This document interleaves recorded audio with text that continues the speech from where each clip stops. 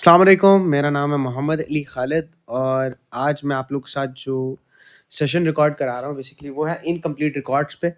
और ये है हमारा लेक्चर नंबर 1। इसके अंदर इनकम्प्लीट रिकॉर्ड्स, ये जो नया चैप्टर ऐड हुआ है FAR 1 के अंदर, बहुत हवाइयाँ उड़ाई गई हैं कि बहुत मुश्किल चैप्टर है। ऐसा वैसा कुछ नहीं है। यस, इसकी डिफ़िकल्टी लेवल जो है आपकी ज़्यादा है। लॉन्ग क्वेश्चन भी इससे पूछा जा सकता है और मेरे ख्याल में most easiest chapter of your FAR 1, सबसे आसान चैप्टर आपके FAR 1 का यही है। और इस पे इस बार एक लॉन्ग क्वेश्चन लाजमी आएगा। ये आगे भी यूज़ होगा, मैनेजमेंट अकाउंटिंग में बहुत ज़्यादा है इसका इस्तेमाल। तो आप लोगों ने इसकी चीज़ों को बहुत अच्छे से समझना है थ्रू आउट। जो आप अकाउंटिंग पढ़ रहे होगे तो इस तरह की चीज़ें आपको निकालनी आनी चाहिए ठीक है। तो आई कैप, क्योंकि बच्चा जो है पहले निकाल नहीं पाता था डिवाइड बाय 90 मल्टीप्लाई 100, उसको समझ नहीं आती थी क्या हो रहा है, मेरे साथ क्या हो रहा है, एकदम से मेरे पे क्या जुल्म हो गया।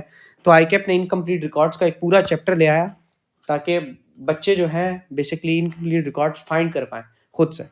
अच्छा, इनकम्प्लीट रिकॉर्ड्स होते क्यों हैं? इस चैप्टर को बनाने की ज़रूरत क्या पड़ी? देखो, कभी-कभी छोटे-छोटे बेसिकली बिज़नेसेस चल रहे होते हैं जिधर सिर्फ़ सिंगल एंट्री सिस्टम चल रहा होता है। एक एंट्री होती है basically customer, for example customer को कोई सेल्स की, तो ये पता होता है कि कस्टमर ने ₹1000 देने हैं, लेकिन सेल्स रिकॉर्ड नहीं होती। अब यही जो इनवॉइसेज़ हैं अकाउंटेंट के पास जाती है, वो ढूँढता है और फाइनेंशियल स्टेटमेंट्स बना लेता है। ठीक है? तो रिकॉर्ड्स इनकम्प्लीट होते हैं लेकिन वो इससे काम लेता है, एक रिकॉर्ड से दूसरी चीज़ें निकालता है। ठीक हो गया? इसकी एक वजह ये भी हो सकती है कि फॉर एग्जांपल आग लग गई किसी कंपनी के अंदर, कहीं वहाँ पे सारा डेटा-वेटा जल गया, कुछ-कुछ इनवॉइसेज़ से आप डेटा हो गया, कुछ इधर से उठाओगे, कुछ उधर से उठाओगे, डेटा कलेक्ट करके आपने फाइनेंशियल स्टेटमेंट्स बनाई, प्रॉफिट कैलकुलेट किया। अच्छा, ये आपके सामने सिंगल एंट्री और डबल एंट्री बुक कीपिंग में जो है फ़र्क नज़र आ रहा होगा। इसको छोड़ते हैं, पहले हम अपनी एग्ज़ाम सिग्निफिकेंस में आ जाते हैं कि यार इस चैप्टर को किस वे में टेस्ट किया जा सकता है बेसिकली एग्ज़ामिनर की तरफ से। अच्छा, एग्ज़ामिनर आपको मिसिंग फिगर्स कैलकुलेट करवा सकता है, इन्वेंट्री की, कैश की, सेल्स की, प्रॉफिट की। फॉर एग्जांपल एक पूरी फाइनेंशियल स्टेटमेंट दे देगा, ठीक है? कुछ डेटे पे उसने जो है क्वेश्चन मार्क्स लगाए होंगे, इस तरह के सारे क्वेश्चंस हम करेंगे, ठीक है? कुछ क्वेश्चंस मार्क लगाए होंगे, बताएँगे इसको फाइंड करो, ठीक है? ओपनिंग इन्वेंट्री कहीं गायब की होगी, कहीं क्लोजिंग इन्वेंट्री गायब की होगी, कहीं पे आपको ग्रॉस प्रॉफिट दिया होगा, सेल्स कैलकुलेट करवाएगा, ठीक हो गया? इसी तरह आपको क्या कहते हैं, कभी-कभी प्रॉफिट कैलकुलेट करवाएगा, एक्सपेंसेस वगैरह दिए होंगे उससे प्रॉफिट कैलकुलेट करवाएगा, कभी प्रॉफिट पे क्वेश्चन मार्क लगा देगा, ऊपर सारे एक्सपेंसेस दे देगा। तो ये आप इज़िली फाइंड कर लोगे इंशाल्लाह, ठीक है? तो घबराना नहीं है। इंशाल्लाह हम इस क्वेश्चन को बहुत अच्छा ये calculating the amount of fraud, कभी-कभी ऐसा भी हो सकता है कि एम्बेज़लमेंट हुई हो। आपने फिर वो लेजर बना के जो है निकालना होगा कि यार ये लेजर मैच क्यों नहीं कर रहा है बेसिकली ट्राई, ये क्या हो रहा है, क्या सिस्टम है? तो फिर वो एम्बेज़लमेंट एक्सपेंस आप रिकॉर्ड करोगे। याद है वो आप एक करेक्शन एंट्री करते थे, करेक्टिंग एंट्री किसी वक़्त में FAR 1 में, फॉर एग्ज़ाम्पल आप अभी तो आपके सिलेबस में नहीं है। एक चैप्टर था उसमें भी ये सिस्टम होता था। ख़ैर, ये क्वेश्चंस को करेंगे फिर आपको समझ आएगी। इस तरह मैं बोलूँगा तो कुछ समझ नहीं आएगी। तो बिगिन करते हैं अपना लेक्चर। अच्छा, ये कुछ रूल्स हैं बेसिकली जो आपको पता होने चाहिए एग्ज़ाम क्वेश्चन को सॉल्व करने के लिए। अगर आपको एग्ज़ाम में कोई क्वेश्चन दे देता है, इस इक्वेशन को लाजमी याद रखना है, capital is equal to asset minus liability. ठीक हो गया? Capital is equal to asset minus liability, ये आपके पास अकाउंटिंग इक्वेशन है। या आप इसको ऐसे भी कह सकते हो, equity is equal to assets minus liabilities. ठीक हो गया? या आप इसको ऐसे भी लिख सकते हो, equity plus liability is equal to assets. तो ये तीनों चीज़ें आपको पता होनी चाहिए, ठीक है? ये एक क्वेश्चन है बेसिकली जिसके अंदर आपके पास कैश है 10,000 का, ये आपके पास करंट एसेट है, इन्वेंट्री है 5,000 की, ये भी आपके पास करंट एसेट है, इक्विपमेंट है 15,000 का, ये आपके पास नॉन करंट एसेट है। जब ये तीनों प्लस हो जाएंगे तो आपके पास टोटल एसेट्स बनाएंगे, जो कि ये वाली अमाउंट है। ये टोटल एसेट है और ये टोटल लाइबिलिटीज़। लाइबिलिटीज़ टोटल 8,000 आ रही है, आपने इसमें से माइनस किया तो आपके पास 22,000 का कैपिटल हो गया। अब ये क्वेश्चन आपसे वो कैसे पूछ सकता था? ये क्वेश्चन वो आपसे ऐसे पूछ सकता था कि वो आपको कहता है यार आप ऐसा करो कि मुझे कैश फाइंड कर दो, ठीक है? कैपिटल हमारे पास 22,000 है, सही हो गया? और ये आप ये वाली फिगर वो हाइड कर देता, ठीक है?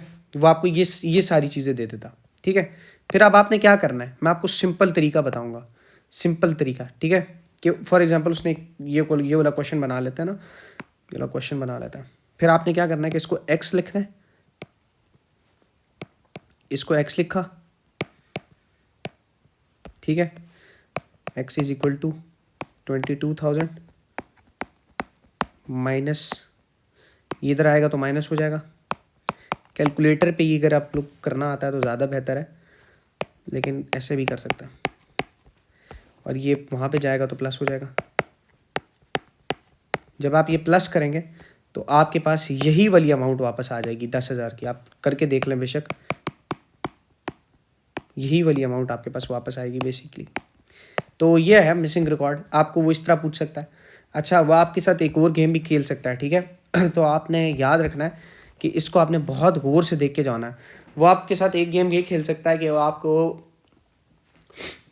क्या कहते हैं, करंट एसेट्स दे देगा, ठीक है। वो आपको नॉन करंट एसेट्स नहीं देगा, ठीक हो गया। करंट लाइबिलिटीज़ भी दे देगा, नॉन करंट लाइबिलिटीज़ भी दे देगा, ठीक हो गया, और इक्विटी भी दे देगा।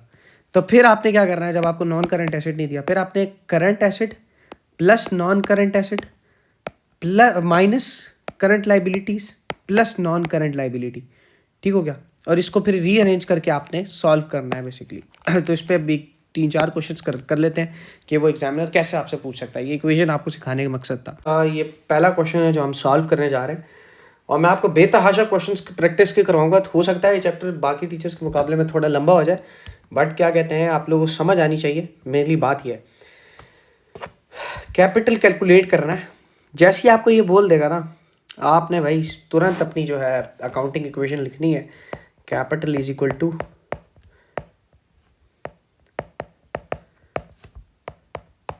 Asset minus liability. अच्छा, अब एसेट यहाँ पे कौन कौन सा है, 1600 प्लस जमा 560 जमा 50 जमा 850। ये अब ये पेबल्स, ये आपके पास लाइबिलिटी है, तो ये आपके पास लाइबिलिटी में चला जाएगा, ये माइनस हो जाएगा। ये भी लाइबिलिटी है, ये भी माइनस हो जाएगा।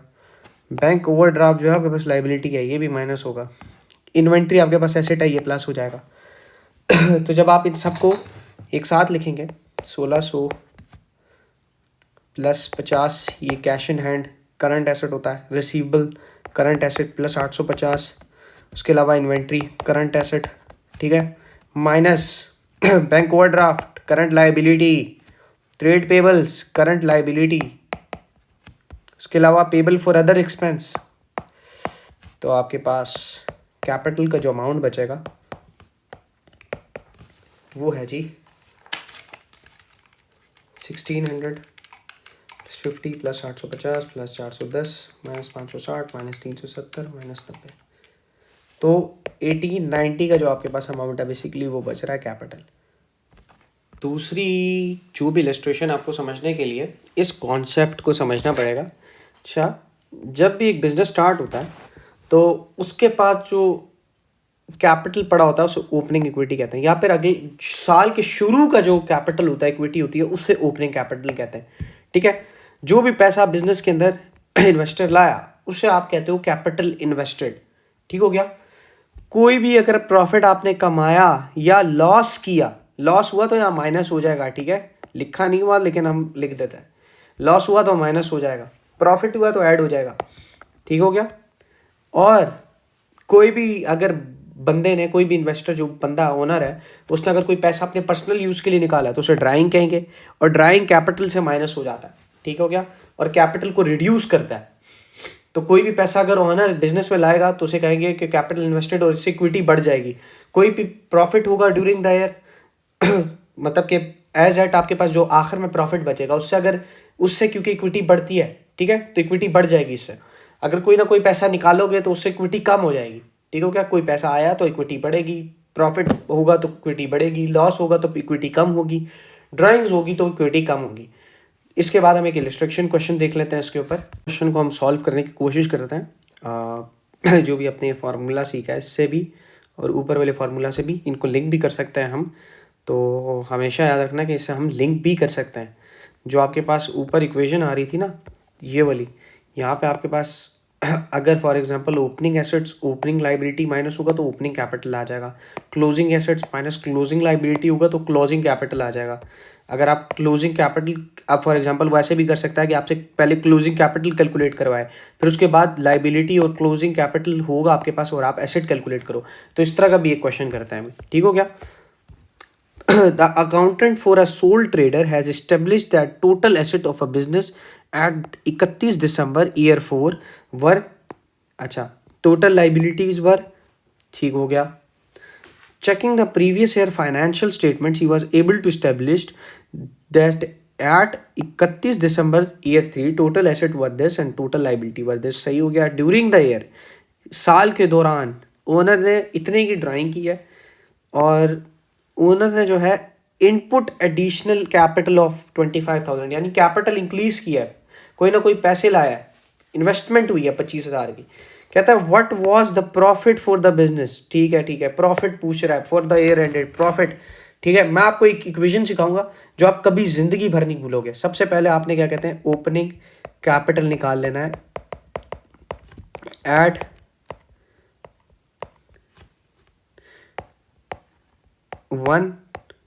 जनवरी 2024. 1 जनवरी 2024 को ओपनिंग कैपिटल कैसे आएगा, ये जो आपके पास क्लोजिंग गिवन है ना, इससे आपके पास आएगा 31 दिसंबर 2003 का जो क्लोजिंग है.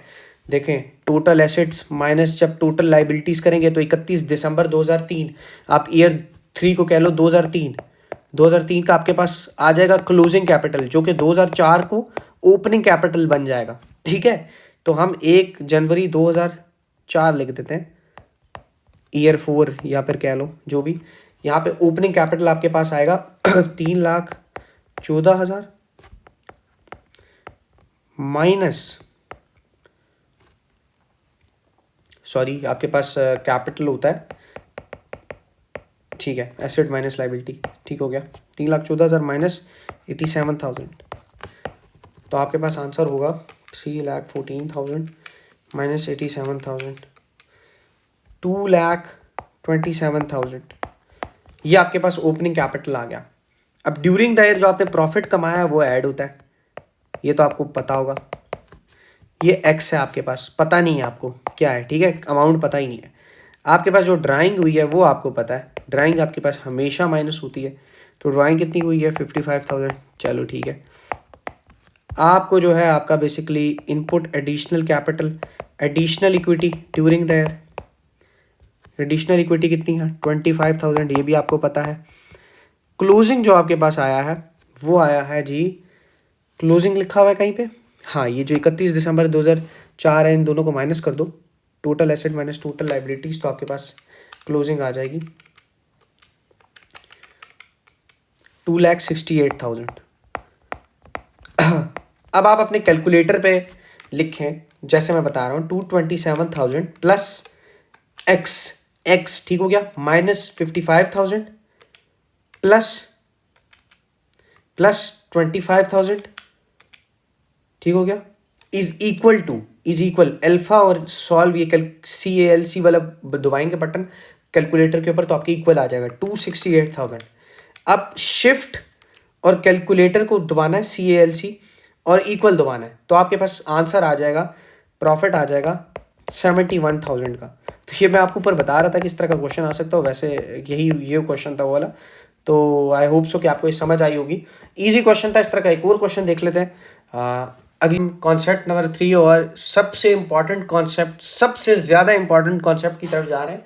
इसमें मैं आपको 2 कॉन्सेप्ट मिक्स करके पढ़ाऊंगा, जबकि IKP बुक में अलग नहीं है, बट मैं आपको 2 कॉन्सेप्ट मिक्स कर पढ़ाऊंगा क्योंकि मुझे लगता है कि यार 2 कॉन्सेप्ट आप लोगों के यहाँ पे मिक्स होने चाहिए, और मैं आपको उसी तरह जो है जैसे मैं सोचता हूँ वैसे ही आपको पढ़ाऊंगा. अच्छा देखिए, मेक श्योर करें कि आपके पास एक कैलकुलेटर हो. पहली इलस्ट्रेशन हम बना लेते हैं. फॉर एग्जांपल, सेल्स आपके पास हुई 100 रुपये की. वो आपको कहता है कि जो हमारे पास ग्रॉस मार्जिन है वो है जी 20% ऑफ सेल्स. ठीक हो गया, आपको कहता है ग्रॉस मार्जिन 20% ऑफ सेल्स है, या फिर आपको सिर्फ कह देता है ग्रॉस मार्जिन 20% है. ठीक हो गया, ग्रॉस मार्जिन 20%, ऐसे भी कह सकता है. मार्जिन का मतलब ही ऑन सेल्स होता है. ठीक है, on sale, margin mean on sale. On sale का मतलब है कि 100 डिवाइडेड बाय 100. ऑन सेल का मतलब है 100 डिवाइडेड बाय 100.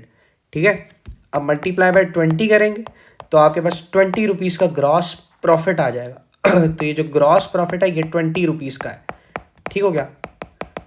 अब बाकी जो बच गया 80 रुपीज़, वो क्या है, वो आपके पास है कॉस्ट ऑफ गुड सोल्ड, ठीक हो गया।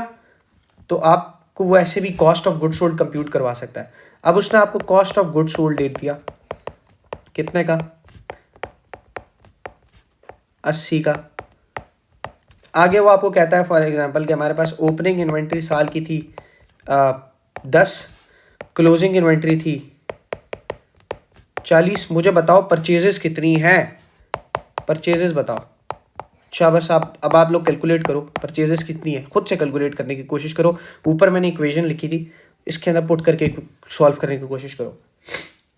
अच्छा, मुझे उम्मीद है कि आप लोगों ने सॉल्व करने की कोशिश की होगी। बेशक आपको आता है या नहीं आता, आप लोगों ने सॉल्व करने की कोशिश करनी है जब मैंने बोला। अच्छा, तो कॉस्ट ऑफ गुड सोल्ड आपके पास बराबर होता है जी opening inventory plus purchases minus closing inventory, ठीक हो गया। अब आपके पास यहाँ पे cost of good sold given है 80 रुपये का, ओपनिंग इन्वेंट्री गिवन है 10 रुपये की, परचेजेस आपके पास नहीं है, क्लोजिंग इन्वेंट्री 40 रुपये की है। 80 minus 10 plus 40 is equal to x, x is equal to 70 plus 40 कितना होता है, 70 प्लस 40 110, ठीक हो गया। तो ये आपके पास परचेजेस की अमाउंट है ड्यूरिंग द ईयर।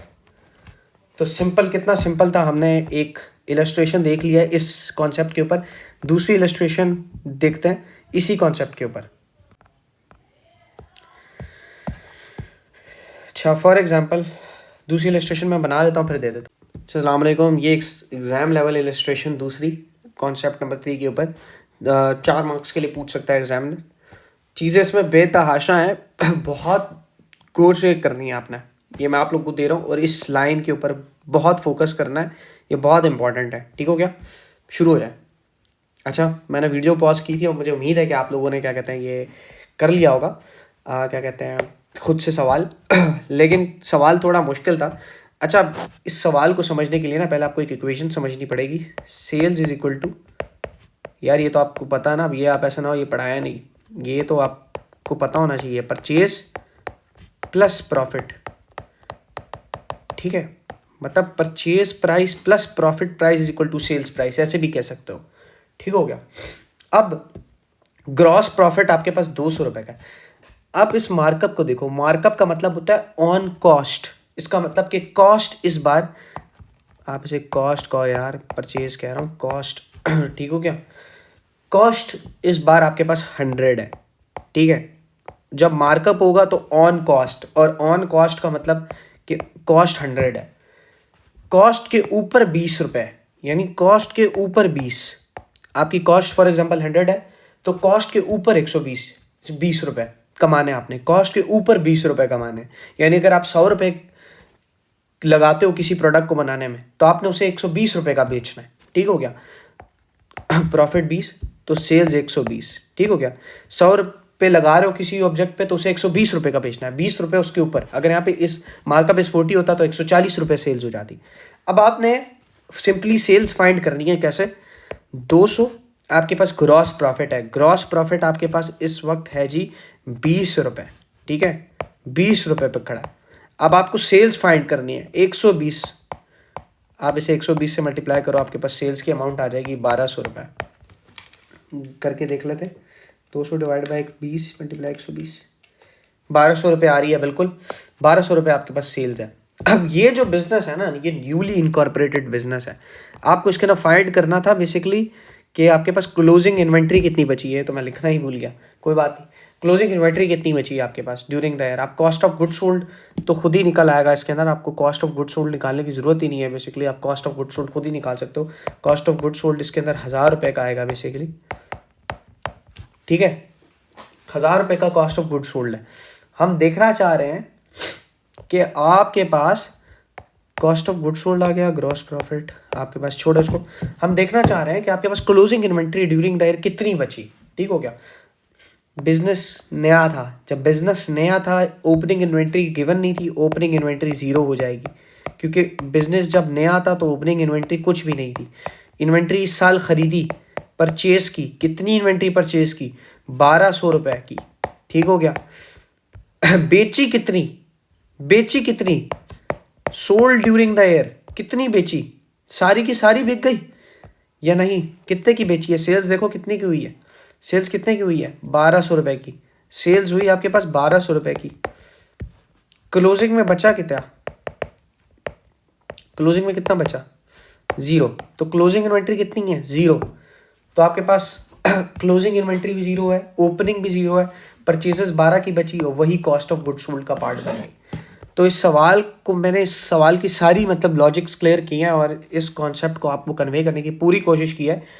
ये सवाल एग्जामिनर कई तरीक़ों से पूछ सकता है, बहुत से तरीक़ों से पूछ सकता है, लेकिन ये मैक्सिमम है उसका कि यार वो इस सवाल में मैक्सिमम ये इन्फॉर्मेशन देकर ये कैलकुलेट करवा सकता है।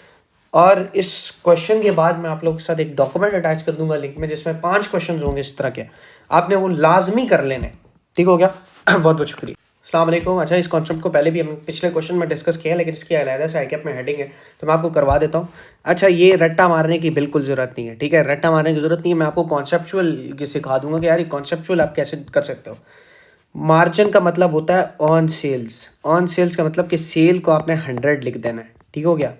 अब अगर वो कहता है 30% मार्जिन ऑन सेल, यानी सेल आपके पास 100 है, जो प्रॉफिट है वो 30 है, कॉस्ट x है, x is equal to basically cost आपके पास इक्वल होगी 70 के बराबर हो जाएगी, ठीक है। तो जब भी आपको क्या कहते हैं, फिर फॉर एग्जांपल कुछ भी निकालना होगा तो आप इस तरह आराम से निकाल सकते हो, ठीक हो गया। फॉर एग्जांपल आपको सेल्स गिवन है 150 रुपीज़ की, 150 की, और आपको ग्रॉस प्रॉफिट निकालना है, ठीक है, प्रॉफिट निकालना है। तो आप 150, सेल्स कितनी है 100, मल्टीप्लाई कर दो कितने से, 30 से, तो आपके प्रॉफिट आ जाएगा। आपको कॉस्ट निकालनी है, 150 डिवाइड बाय 100 कितनी है कॉस्ट, 70, मल्टीप्लाई कर दो आ जाएगा। इसी तरह मार्कअप का मतलब है on cost, sales is equal to cost plus profit, cost 100, profit for example 30% ही कर देता है, तो आपके पास प्रॉफिट 30% हो जाएगा, सेल्स एक्स हो जाएगी, एक्स इज इक्वल टू 130, ठीक हो गया। अब फिर वही सेल्स 150 एज्यूम करो, हमें कॉस्ट निकालनी है फॉर एग्जांपल, तो 130 से डिवाइड करो, 100 से मल्टीप्लाई कर दो, कॉस्ट आ जाएगी। कॉस्ट नहीं चाहिए, प्रॉफिट चाहिए, 150 divided by 30, 130 multiply by 30, profit आ जाएगा, ठीक है। तो यार ये इसी तरह रिप्लेस करनी है, ये मैंने आपको बहुत इजीली ये कॉन्सेप्ट कन्वे कर दिया है, ठीक है। देखो, अस्सलाम वालेकुम, हम कॉन्सेप्ट नंबर 4 यानी लास्ट इलस्ट्रेशन की तरफ अपनी बढ़ रहे हैं। पीपी वाली वैसे आप लोगों ने पढ़ ली होगी, लेकिन हम सीख लेते हैं। आपको पता होगा कि आपके पास पहले जो होती है बेसिकली ओपनिंग कैरिंग अमाउंट होती है, या फिर कॉस्ट पे जो है एसेट खड़ा होता है, आप इसे कॉस्ट कह लो या कैरिंग अमाउंट कह लो, फॉर आपको पता नहीं है ना कि आप क्या ले रहे हो, ठीक है। हम अज्यूम कर रहे हैं कि यार कॉस्ट होगी, चलो कॉस्ट ले लेते हैं यार, साल पहला साल है, ठीक है, कॉस्ट ले लेते हैं, पहला साल है। डेप्रिसिएशन हुई ड्यूरिंग द ईयर, ठीक हो गया, डेप्रिसिएशन हुई तो आपके पास क्या बची, WDV। ये जो WDV है ये आपके पास बैलेंस शीट में जा रही होगी, ठीक है। अब फॉर एग्जांपल वो आपको कहता है कि ईयर एंड पे PP की वैल्यू है कह दो 90 रुपये, ठीक है, 10% का रेट इस्तेमाल हो रहा है स्ट्रेट लाइन मेथड पे, ठीक हो गया। अब मुझे कहता है कि ओपनिंग फाइंड कर दो, ओपनिंग PP का बैलेंस क्या था, ओपनिंग बैलेंस क्या था PP का। ईयर एंड की जो वैल्यू देगा ना वो WDV पे होगी हमेशा बैलेंस शीट की, याद रखना। अब आपको ओपनिंग कैसे निकालनी है, आप ये 90 की जो अमाउंट है ना, ये प्रेजेंट है 90 के ऊपर, ठीक है, क्योंकि 10% इससे माइनस हो चुका है। आपने इसे 90 से डिवाइड करना है, मल्टीप्लाई करना है 100 से, तो आपके पास 100 की अमाउंट आ जाएगी, ठीक हो गया। या फिर अगर आपको ऐसे नहीं करना तो आप ऐसे कर लो, कॉस्ट मैं आपको रट्टा वाला सिस्टम नहीं करवाना चाह रहा, लेकिन अगर करना है तो कर लो, depreciation percent is equal to WDV, cost multiplied depreciation percentage, जो भी आपके पास अमाउंट आ जाएगी, सॉरी ऐसे करना है, कॉस्ट माइनस, क्योंकि कॉस्ट से माइनस करोगे depreciation is equal to WDV, जो ऊपर आपको करवाया ना बेसिकली ऊपर ये वाला। तो आपके पास कॉस्ट कितनी है, कॉस्ट आपको मालूम नहीं है, कॉस्ट लिखो यहाँ पे, मालूम नहीं है। डेप्रिसिएशन कितनी हुई during the year, depreciation during the year आपको बेसिकली चाहिए होगी, तो ये भी आपको फ़िलहाल तो मालूम नहीं है, ठीक है। तो किस क्वेश्चन में अगर आपको मालूम है तो आप इसको इस तरह करके बैक थ्रू करके भी निकाल सकते हो, ठीक हो गया। डेप्रिसिएशन या माइनस में रख देना, ठीक हो गया। फॉर एग्जांपल अब 10 की डेप्रिसिएशन है, या माइनस कर दो, उसके बाद आपके पास क्लोजिंग में कितना बैलेंस पड़ा हुआ है, 90 का, ठीक हो गया। तो आप जब रिवर्स बैक करोगे तो आपके पास कॉस्ट इज इक्वल टू 100 आ जाएगी। अच्छा, तो ये उस जगह काम आ सकता है बेसिकली जहाँ पे आपको डेप्रिसिएशन गिवन हो। तो बेहतर यही है कि आप इसको कॉन्सेप्ट वाइज लेके चलो, ईजी रहेगा आपके लिए। जैसे फॉर एग्जांपल 200 की वैल्यू है आपके पास पी की ईयर एंड पे और 30% रेट था। तो अब ये जो 200 की अमाउंट है ना, इससे 30% निकल चुका है, यानी ये 200 खड़ा हुआ है 70% के ऊपर। तो 200 डिवाइडेड बाई 70 मल्टीप्लाई 100, तो आपके पास वैल्यू आ जाएगी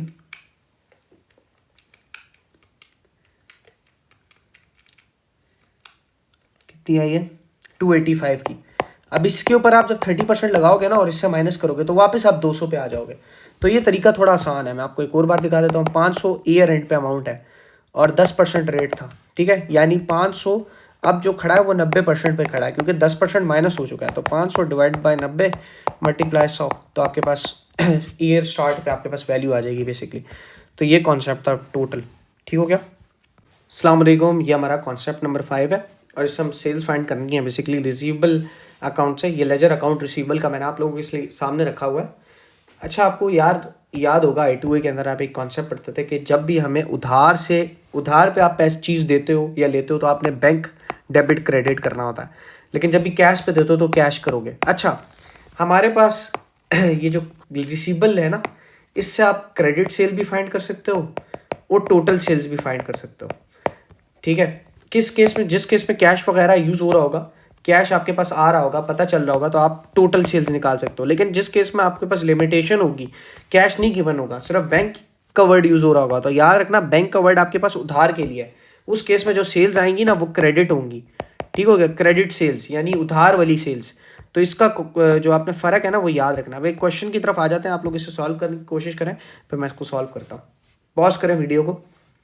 अच्छा, मैं उम्मीद करता हूँ कि आप लोगों ने सॉल्व कर लिया होगा। हम इसको करते हैं। आपके पास जो ओपनिंग बैलेंस था वो 2400 था, क्लोजिंग 1800 था, बैड डेट 200 था और 1200 रुपीज़ 12,500 रुपीज़ की बेसिकली कैश पेमेंट हुई है, कैश। तो आपके पास जो ये सेल्स आएगा कौन सा है, टोटल सेल्स। ये बैलेंसिंग फिगर है। जब आप 1800 प्लस 200 प्लस 1200 माइनस 2400 करेंगे तो 12,100 रुपीज़ आपके पास बच जाएंगे। तो ये आपके पास एक छोटी सी टेक्निक थी। फॉर एग्जाम्पल यहाँ बैंक होता, फिर ये जो सेल्स आती है वो क्रेडिट आती।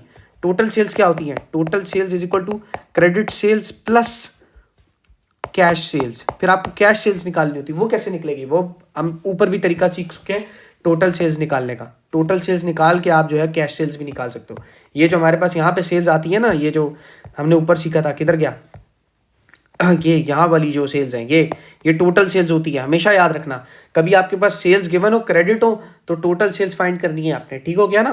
तो हमेशा ये याद रखना कि टोटल सेल से वो वाला अकाउंट निकालना है, टोटल सेल से ही आपने हमेशा ग्रॉस प्रॉफिट निकालना है। ऐसा ना क्रेडिट सेल्स उठाओ कैश सेल्स भूल जाओ, नहीं, ये हमेशा याद रखना टोटल सेल से ग्रॉस प्रॉफिट निकालना है। बहुत बहुत शुक्रिया।